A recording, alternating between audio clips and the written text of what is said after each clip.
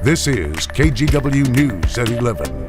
And our top story here tonight, snow in the valley. The Portland metro area got a taste of winter today with the first flakes of the season flying.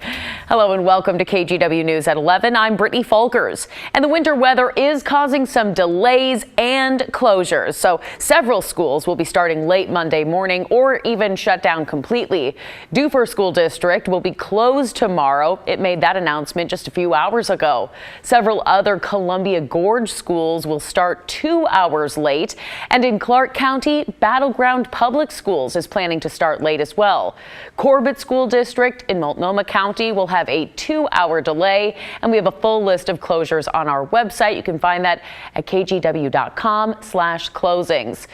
We're also seeing a traffic impact. The Multnomah County Sheriff's Office is urging drivers to avoid I-84 east of Corbett. You see, this semi-truck was forced onto the side of the road because of snowy road conditions near Rooster Rock. The agency claims that they've responded to multiple crashes in the area, saying the roads are covered in snow. Meteorologist Joe Ranieri joining us. And Joe, well, just about everybody got some snow today. It was record-breaking here in Portland, but we got to preface this, not by much. A lot. It's like we saw 3-5 inches of snow fell. Of course, throughout the West Hill, they saw 1 to 2 inches of snow. Here in the metro area, about 1/10 of an inch of snow, which the old record was Trace and Mouth, but it was exciting. It really and was. Now the excitement is over, but at least here in the metro area, throughout the Columbia River Gorge and the Coast Range, you're still going to be looking at a little bit of some snow showers. And as we look on the radar right now, that pink you're seeing is some pockets of freezing rain. So some of us will be seeing some slick roads heading out on your Monday morning commute. Here in the metro area, I think we're going to have that cloud cover move in that's basically going to keep us just above freezing. But right around sunrise tomorrow morning, there will be a little bit of some clearing. So our temperatures could drop pretty quick at times during your morning commute. If that's the case, what's basically left over from this morning could freeze. So the Coast Range tonight, snow showers and pockets of freezing rain. Here in the valley, mainly dry,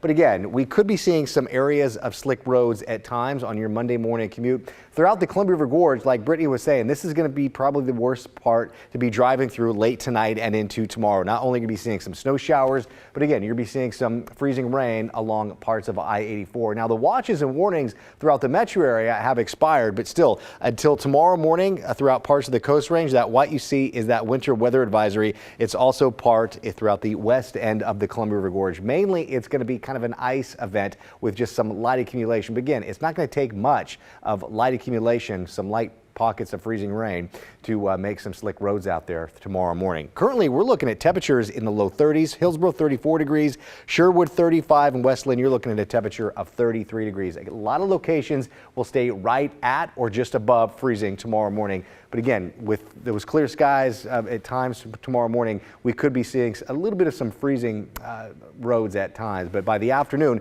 we'll be looking at temperatures right around the upper 30s to low 40s in many locations. Here's a live look now from our Wells Fargo camera. Temperature of 35 degrees. The winds are pretty light. And coming up in my detailed forecast, Brittany, I'll talk more about when we could be seeing a chance for another round of some snow showers. But it definitely looked pretty out there earlier today. No, it really, really did, Joe. And with that snow around the region and here in the Portland metro area, many people were taking advantage of it, while our local agencies were proactively trying to keep the roads clear for drivers. Here's Christelle Kumwe.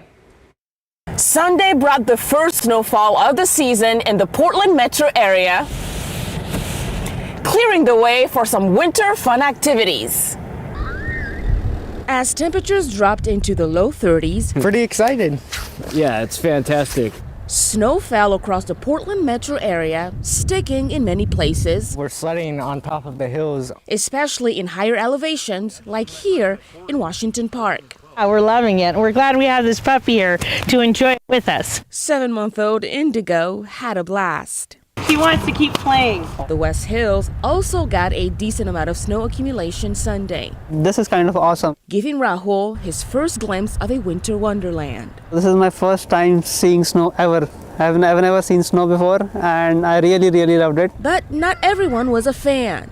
But then the weather was terrible, quite terrible. Love it or hate it, local agencies were ready for Sunday's snow. So last night we put down 4,750 gallons of anti-icer throughout the West Hills, all of the major typical areas. So we've got our crews putting de-icer down really throughout the area, especially around in the upper elevations. Both PBOT and ODOT say they'll monitor conditions and determine what, if anything, will be needed going into Monday's commute. We're trying to be very, very careful and be very proactive and to make sure that we can get out there on the roads and take care of conditions as they happen to keep the roads clear. Temperatures are expected to rise, so don't expect the snow to stick around for long. I suppose you missed out on the opportunity, but this may not be your last. Indeed, the first snowfall of the season in the metro, and fans of winter fun are wishing for more. So a few days more would be great. Christelle Kumwe, KGW News. Winter weather did shut down the Oregon Zoo lights tonight. The zoo made the call around 2 this afternoon. But according to the website, the zoo does offer a refund if it shuts down because of severe weather. We have an update on that big landslide that closed a portion of Highway 30 about 20 miles east of Astoria. ODOT says it will open one lane back up, but only during specific times.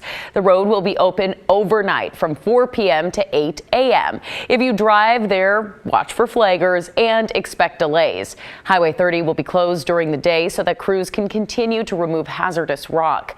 ODOT says it isn't sure when the work will be done yet. A Gresham home caught fire overnight after a tree knocked over a power line. The home is on Northeast Everett Street. Gresham Fire says a large tree fell on the main power line there, which energized the house and caused the fire. The agency believes this fire ruined 3/4 of the home. They have not said yet if the tree falling was weather-related. The wildfire season is mostly snuffed out, but with smoky days on the rise due to bigger fire seasons, communities are trying to figure out how to manage it. Tim Gordon reports on some U of O graduate students helping develop smoke management plans. Fire seasons have been getting worse and worse. Climate change and other factors have fires burning bigger and the season lasting longer. The fire landscape is changing dramatically and quickly, and we see it in the air quality data in Jackson County. Stuart Warren is one of 2 University of Oregon graduate students coming up with a smoke management plan for Southern Oregon's Jackson County, home to the city of Medford. It's important because the county has gone from averaging 5 hours of poor air quality in 2010 to about 350 hours in 2021. They've studied the area and are in the middle of writing up a plan for the community. But what we have learned so far is that folks in Jackson County want to know more about smoke. They want to be notified in as ample amount of time as possible before smoke enters into the Rogue Valley, and they need to know what to do. Warren says the response plan they're developing is pretty straightforward and meant to mitigate the damage done to humans breathing smoke-filled air. It's hardest on the very young, the elderly, and those with health issues. The other thing we found out is that there are a lot of houseless folks and other outdoor workers who are just continually exposed to smoke.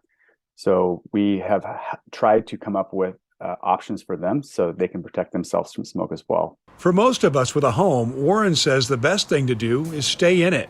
But it's important to have a weatherized structure that doesn't let the smoke leak in. And that it's best if you have an air purifying unit to clean the air inside. Running an HVAC system with the outside air induction turned off helps as well.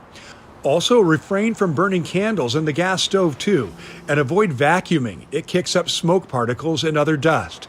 This is the type of information that is being built into the smoke management plan so Jackson County officials can help citizens in a world where wildfire impacts continue to grow. Things have changed quickly, and these plans will really help us to adapt to that new world of wildfire that we're living in. Tim Gordon, KGW News. New developments tonight on Oregon's strict new gun control measure 114. The Oregon Department of Justice wants a judge to postpone part of that new law. The measure was narrowly approved by voters last month and is set to go into effect on Thursday. It bans the sale, transfer, or manufacture of magazines with more than 10 rounds of ammunition and requires a permit and background check to buy a gun. In a letter to the judge, the Attorney General asked for the permit requirement part of the measure to be pushed back by 2 months to give law enforcement more time to implement it. The DOJ heard from local law enforcement that said they would not be able to process permit applications starting December 8th when the measure takes effect. If the judge agrees to the postponement, permits will start being required in February instead. A ruling is expected to come down from the judge this week. I'm not going to stop fighting until I get justice for my son. A North Portland mother is speaking out for the first time, exactly 1 year after her 19-year-old son was killed in a drive-by shooting. Police still have not made an arrest in the case, and she continues to search for answers. Blair Best reports. Today, Keon, baby, we stand right here in the mist. On this snowy December day, Tylese Brown and her support group stand in the Bridgeton neighborhood, where her 19-year-old son, Keon Howard, was shot and killed a year ago on December 4th, 2021. He was my oldest son. I was 15 when I had him. Didn't have a clue of being a parent, didn't know how to be a parent. But this is where we're at right now. Brown struggled with addiction and was in and out of jail for most of her son's life. Because I wasn't a perfect mom by far, I still am not. But I accept that responsibility, and I'm not going to parent out of guilt from now on. But what I do know is that my son doesn't deserve to be killed in these streets. She was working on getting her life back on track when she got a call that something happened to her son. I didn't want to believe it. I couldn't sleep. I just sat there for a long time in like awe. She says her son was on his way to pick up his brother and got into an argument with a group of people when they shot him. Others argue he was the aggressor. There is no clear explanation from police as to what exactly happened that night, other than an officer tried to perform CPR on Howard, but he died at the scene. KGW reached out to Portland police for an update on the case. We didn't hear back right away. I feel like it was like one of those things in their mind, oh, just another black kid that's dead. It's been 1 year and police still haven't made any arrests, leaving Brown and her family with so many unknowns. It made me angry. And so I'm here because I don't feel like justice has been served, and I'm not going to fight. I'm not going to stop fighting until I get justice for my son. And helping her in that fight is Lori Palmer. Her son was shot and killed back in 2015. So what we need to focus on is healing. We need healing. I'm still in trauma. Everybody's in trauma. Trauma's behind the gun, and it's in front of the gun. Palmer started Go Get Your Child, a group educating families about gun violence. This starts at the head and works its way all the way down. And the system that we're doing, sitting at getting money from mayors and governors, and sitting having meetings on gun violence, and everybody throwing up their hands saying, oh, we don't know what to do. You're not doing the right thing. You have to start with the family. Brown now using her pain to help other mothers. I'm trying to start my own organization to stop the violence. And searching for answers along the way. Let me know as a mother, tell me something, because I deserve to know what happened to my child. In North Portland, Blair Best, KGW News. 2 people were rescued from this car after crashing into the side of a Tualatin building overnight. The crash happened on Boones Ferry Road, just south of Lower Boones Ferry. When Tualatin Valley Fire and Rescue got to the scene, crews worked to get those 2 people out of the vehicle. They've since been taken to the hospital. Authorities haven't said what led up to the crash. Tualatin police will continue that investigation.